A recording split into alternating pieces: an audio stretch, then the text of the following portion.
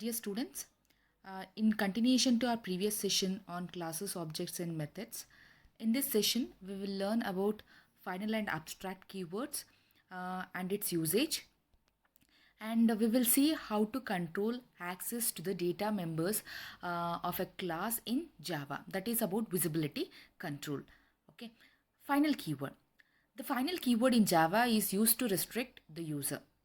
Okay, the Java final keyword can be used in many contexts. Depending on the context, the keyword behavior is going to change. So final keyword can be used with variables, methods and class. Let us see how we can use final keyword with variables. That is final variables. If you make any variable as final, it means its value is final. You cannot change the value of that final variable. It is similar to the declaration of constants in Java. Let us understand with an example program.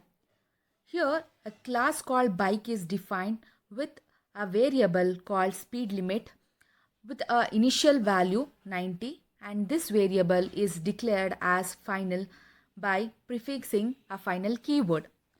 Let us see what happens if I try to modify the value of this variable. Here within the run method, I am trying to change the value of the speed limit. Okay, so when I try to execute this program, I'll get a compilation error.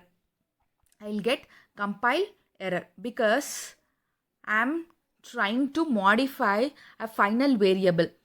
Okay, suppose if you don't initialize a final variable when it is declared. Okay, so then that final variable will be initialized with the help of constructor. Once it is initialized, you cannot modify the content of that final variable. Let us see the use of final keyword with the methods. If you make any method as final in Java, you cannot override it. Overriding means you cannot change the functionality of that method. Let us look into an example. In this example, I have declared a bike class with a method called run, and it is declared as final. That means the method is final. You cannot change the functionality of this method. So this run method, actually what it is doing, it is just printing a statement called running. Okay, so this behavior cannot be altered. That is what the final keyword indicates. Okay, so in the next step, I'm inheriting the bike class to another class, that is Honda class, with the help of a keyword called extends. In Java, this is how the inheritance concept is implemented. Extends keyword is used to inherit the features of one class to another class. In this case, the Honda class is extending the features of the bike class. Hence, bike is a base class and Honda is a derived class.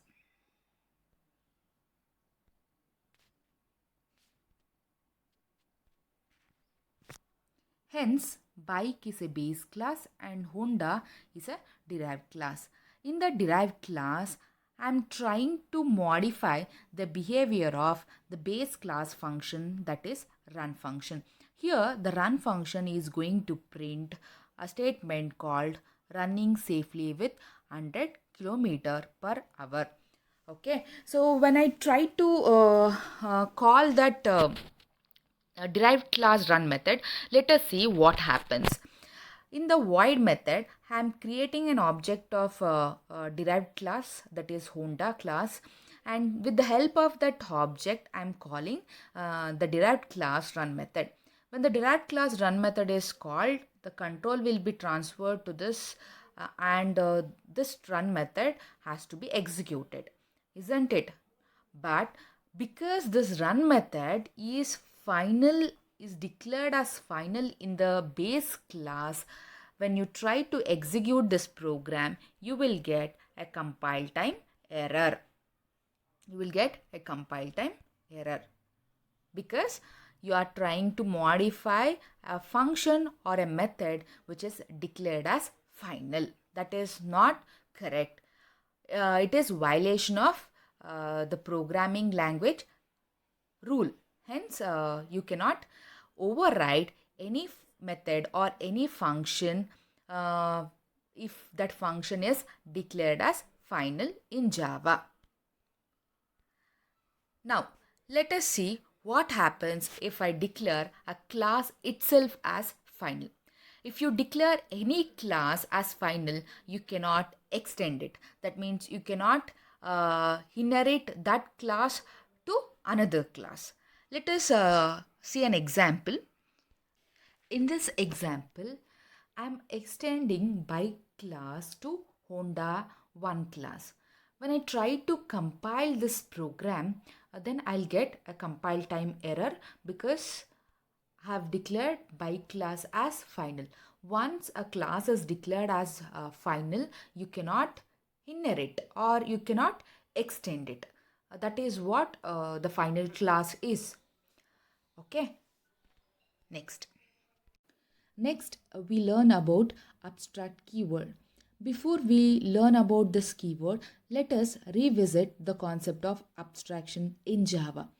Abstraction is a process of hiding the implementation details, that is nothing but a coding part, and showing only the functionality to the user.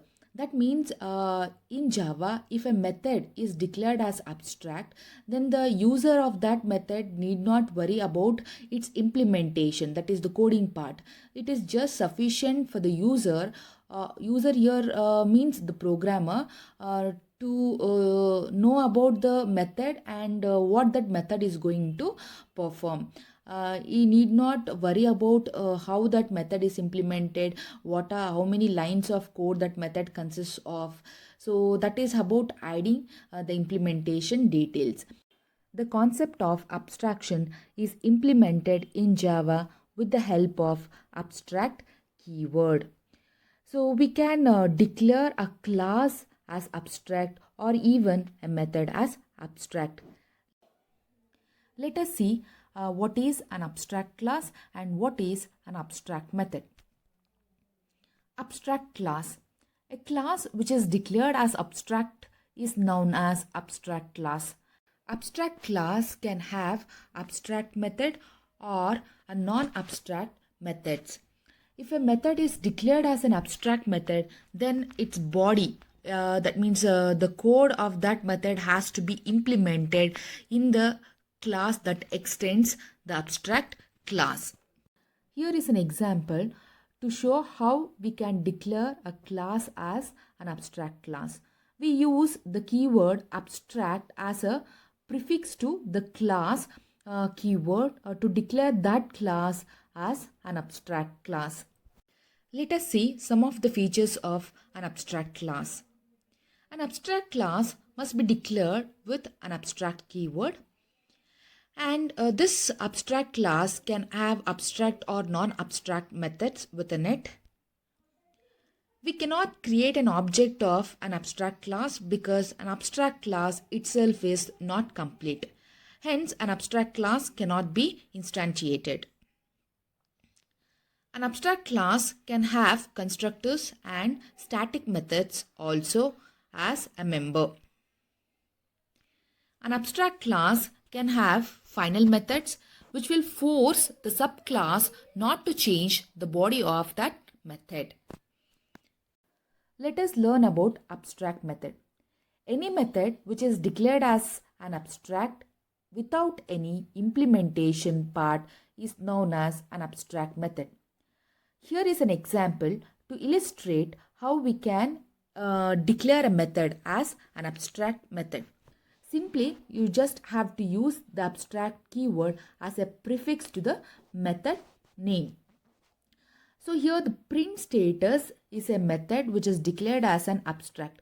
When you declare a method as an abstract, then you should not provide a body for that method. That means you should not place any code within these flower braces as a part of the method, that is print status, should not have this body.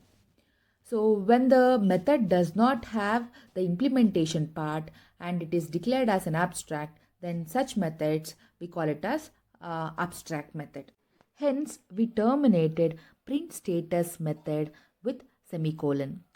When the method is an abstract method without any body, then what that method is going to perform.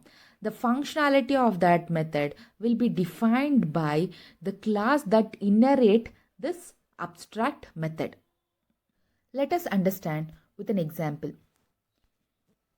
Here, in this example, the by class is declared as an abstract class because this class contains an abstract method called run.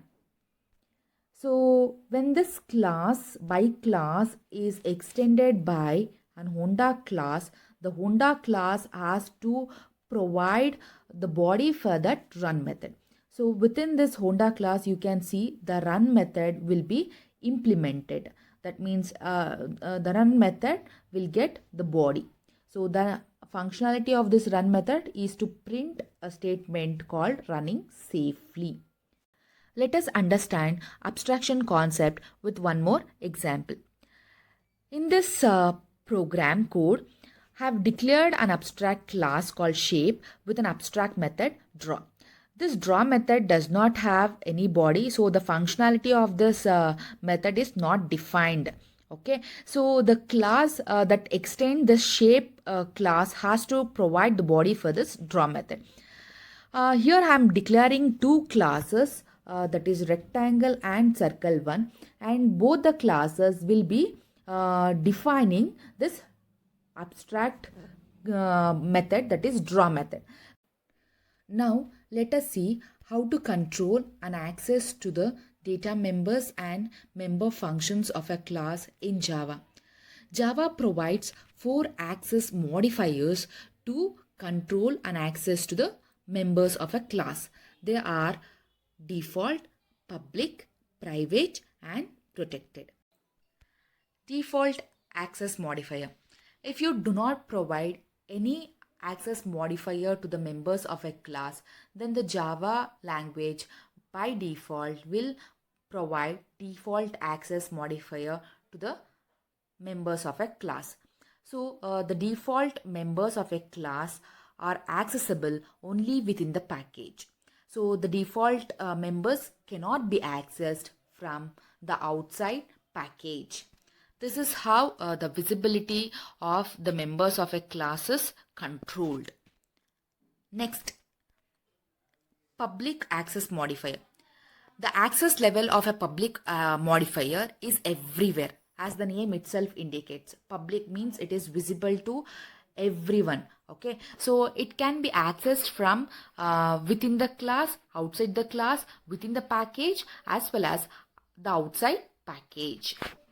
Public class and public methods does not have any restriction. They are accessible from outside class and from outside package. Next access modifier is private. The access level of a private modifier is only within the class. That means variables, methods and constructors declared as private are accessible only within the class. Private access level is the most restrictive access level in the programming, and you cannot declare a class and interfaces as a private. The last access modifier is protected.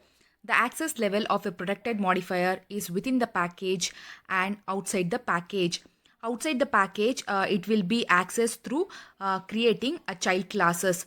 That means the variables, methods and constructor declared as protected in a superclass can be accessed by the subclasses within the package as well as outside the package. If you do not make the child classes, it is not possible to access the members of class which are protected from outside the package.